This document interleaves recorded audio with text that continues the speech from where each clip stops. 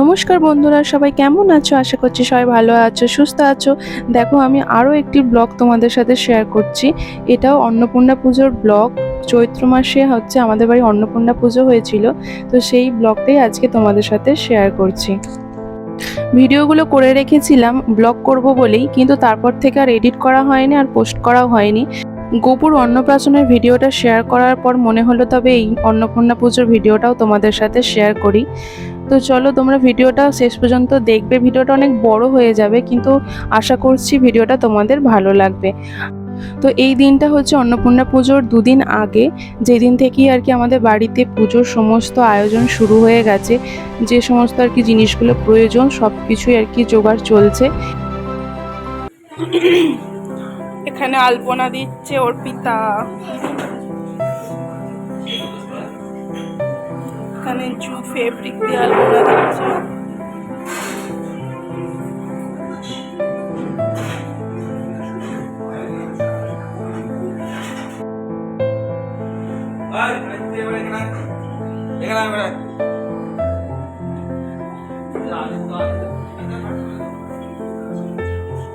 তো এটা পরের দিন সকালবেলা। তো আগের দিনে কিছুটা মুহূর্ত তোমাদের দেখিয়েছিলাম সন্ধেবেলার। তো আজকে সকাল থেকে কিছুটা সময় তোমাদের দেখাচ্ছি। তো মেজো কাকিমা এখানে পঞ্চকুড়ি রেডি করেছে। আর এখানে দেখো ঠাকুরের পাখা, এখানে প্রদীপ, সমস্ত কিছু দেখো রেডি করা হচ্ছে। তো আমি চন্দন বাড়ছিলাম, চন্দন বাড়তে বাড়তে তারপর ভিডিও করতে শুরু করে দিয়েছি। তো তারপরে এখানে দেখো আম পাতা দিয়ে যে গেটের সামনেটা লাগানো হয় সেটা রাঙা কাকিমার সিজু করছে। তো এখন বিকালবেলা, ঠাকুর আনা হয়ে গেছে, বাড়িতে এখনো ঢোকানো হয়নি। তো সবাই মিলে আনছে। তো চলো দেখো তোমরা।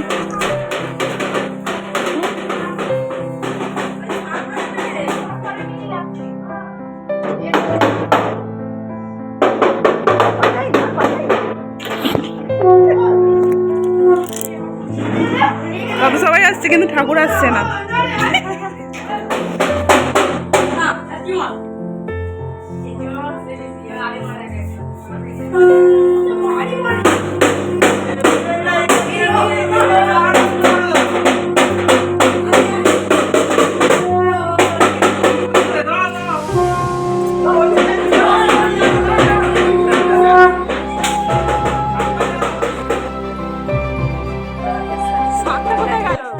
তো দেখো, আমাদের ঠাকুরকে ঠাকুর আসনে বসিয়ে দেওয়া হয়েছে। খুব সুন্দর হয়েছে মূর্তিটা।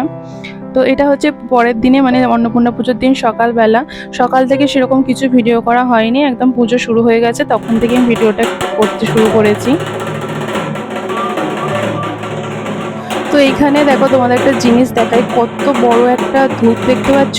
প্রত্যেক বছর বড় বড় মোমবাতি দুদিকে দুটো জ্বালানো হয়, কিন্তু এরকম যে বড় ধূপ এই ফার্স্ট এই বছরই আনা হয়েছে। বড় একটা বাক্সের মধ্যে এই ধূপগুলো ছিল। আর এদিকে দেখো সবাই মিলে পদ্ম ফুল ফোটাচ্ছে, আমিও ফোটাচ্ছিলাম। তারপরে আমি ভিডিও করব বলে উঠে গেছি। আর এখন মল্লিকা, নতুন কাকিমা আর আমার মেয়েও দেখো চেষ্টা করছে। ও করেছে 2-3টের মতো, ও আস্তে আস্তে ফুটিয়েছে। আর এখানে দেখো এক ঝুড়ি ফোটানো হয়ে গেছে, মানে 108টা পদ্ম ফুল লাগে। তো তারপরে দেখো আমরা পুজোর ফাঁকে বাগানে যাচ্ছি কিছু ফটো তোলার জন্য। তো আমাদের ভিতরের দিকে যে বাগানটা আছে, খুব সুন্দর জায়গাটা। তো ওখানে ফটো তুলে ফটোগুলো বেশ খুব সুন্দর আসে। তো সেই জন্যই সবাই মিলে আমরা এখন ফটো তুলতে যাচ্ছি। আর আমি যে শাড়িটা পরে আছি, তোমাদের এই শাড়ি নিয়ে একটা কাহিনী তোমাদের বলবো, পরে বলছি। আর এইটা দেখো, আমি একজনকে নাচ শেখাই, বাচ্চা মেয়েটা। তো ওরাও এসেছে, তোমাদের একবার দেখিয়ে দিলাম। আর এখানে দেখো সবাই বসে আছে, শ্রেয়া, মা, পিয়ালি। আর এদিকে দেখো সব দিদিরা বসে আছে লাইন দিয়ে। আর আমরা সবাই মিলে ঠিক করেছিলাম সাদা লাল পাড় শাড়ি পরবো। তো দেখো সবাই মোটামুটি সাদা লালের উপরেই শাড়ি পরেছি। আমার দিদি কি দেখছে কি জানি। আর এখানে এখন ভোগের লুচি সুজি এগুলো রেডি করা হচ্ছে। সেজো কাকিমার দিদি এটা। আর এখানে মেজো কাকিমার মামিরা সব এসেছে, সব আত্মীয় স্বজনরা সব এসেছে। দেখো সবাই মিলে হাতে হাতে সব কাজ করছে।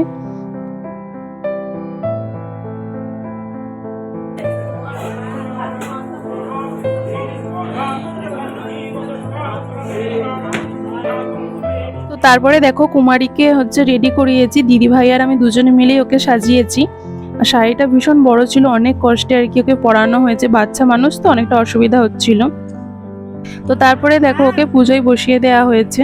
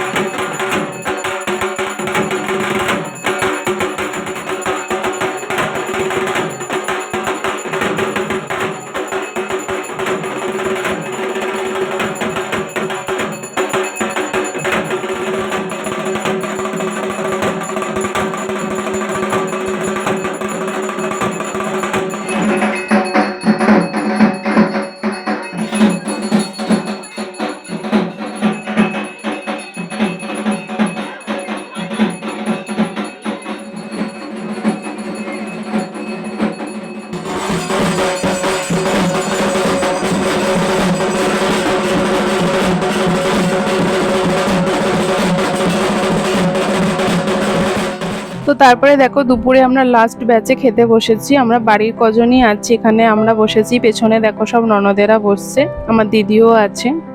তো এখন দেখো সন্ধেবেলায় পুজো শুরু হয়ে গেছে। তো সবাই মিলে এখন সন্ধে আরতি দেখছি বসে বসে।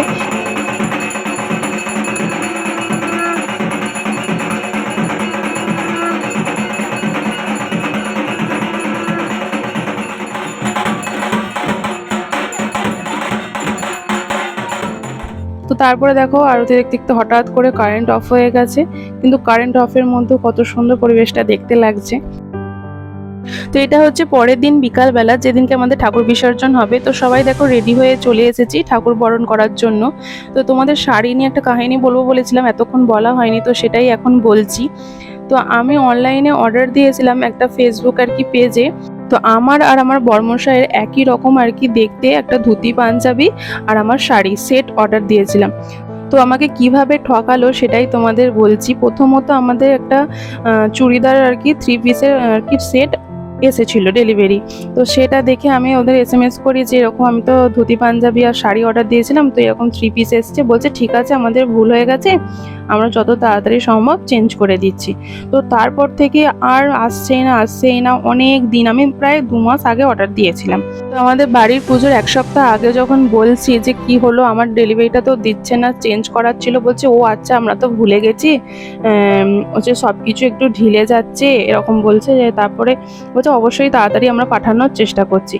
তারপরে তো পাঠাচ্ছে না, পুজোর 2 দিন আগেও বলছে যে হ্যাঁ বেরিয়ে পড়েছে, অন দা ওয়ে আছে, আপনি ঠিক সময়ে পেয়ে যাবেন, এরকম করে বলছে। পুজোর আগের দিনে কত করে বললাম যে আজকের মধ্যে অবশ্যই পাঠান, কালকে আমার বাড়িতে পুজো আছে, আমি কি করে তাহলে পরবো, আমি ভেবে রেখেছি ওই শাড়িটা পরবো।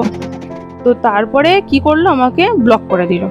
মানে তারপর থেকে এখনো পর্যন্ত সেই ব্লকই আছে, আর কোনো মানে রেসপন্স নেই, কিছু নেই, আমার শাড়ি আসেও নেই। আমার থেকে 1800 টাকা নিয়ে একটা কি বলবো 700-800 টাকারই হবে হয়তো চুড়িদার পিসটা, আমি মানে 3 পিসটা আমি ঠিক বলতে পারছি না ওর দামটা কত হবে। অন্তত 1800 টাকা তো দাম হবে না 3 পিসটার। তো সেইটা আমাকে দিয়ে গেছে। তো ফেসবুকের পেজটা খুলে যে প্রোফাইলটা মানে প্রোফাইলের ফটোটা যে ছিল সেটা ওর আর কি রিয়েল ফটো না এরকম ফেক ফটো সেটাও আমি জানি না। আমি চাইলেই হয়তো ওর ফটো শেয়ার করতে পারতাম বা অন্য কিছু স্টেপ নিতে পারতাম, কিন্তু আমি কিছুই করিনি। ভাবলাম ও যদি এইভাবে ঠকিয়ে ভাবে যে ওর আর কি এই রোজগারটাও বাড়াতে পারবে বা ব্যবসা বাড়াতে পারবে তাহলেও বাড়াক।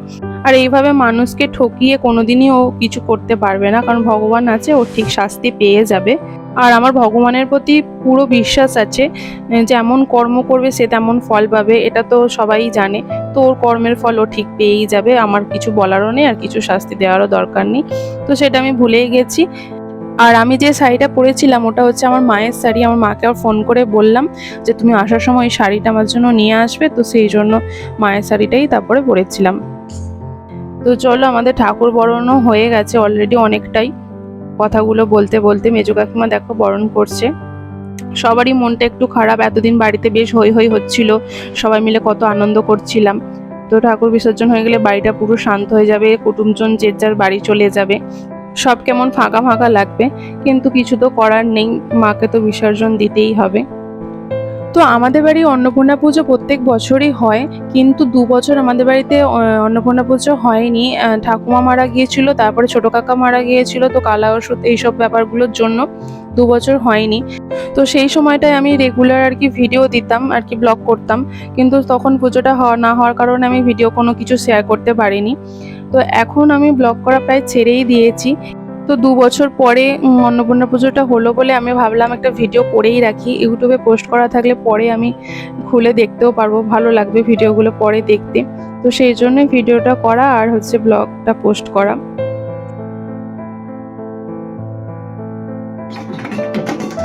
প্রত্যেক বছর আমাদের অন্নপূর্ণা পুজোর বিসর্জনটা সন্ধ্যের পরেই হয়, মানে সন্ধ্যের পরেই আর কি ঠাকুর বের করা হয় বরণের জন্য।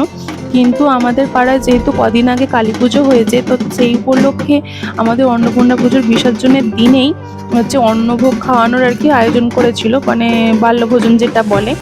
তো পাড়ায় প্রচণ্ড ভিড় হয়ে যাবে, ঠাকুর বের করা যাবে না। তো সেই জন্যই হচ্ছে বিকালবেলায় আর কি ঠাকুর বের করা হয়ে গিয়েছিল, যাতে সন্ধ্যের আগেই ঠাকুরটা বিসর্জন করা হয়ে যায়।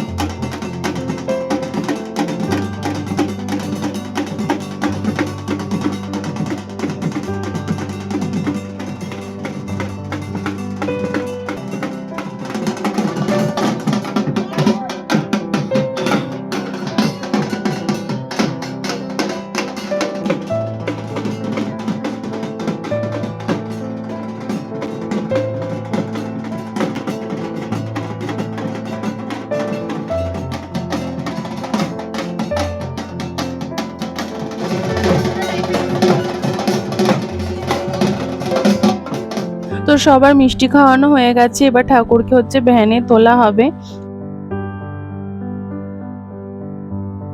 তো সবাই মিলে আমরা প্রচন্ড হচ্ছে সিঁদুর খেলেছি, একটু আবিরও বার করা হয়েছে, আবিরও মেখে সব ভূত হয়ে গেছি, দেখতেই পাচ্ছ। তো এখানে দেখো সবাই মিলে একটু নাচানাচি করছে, গানগুলো তো অফ করেই দিতে হয়েছে, কি গানে নাচছে সেটা তোমাদের শোনাতে পারছি না।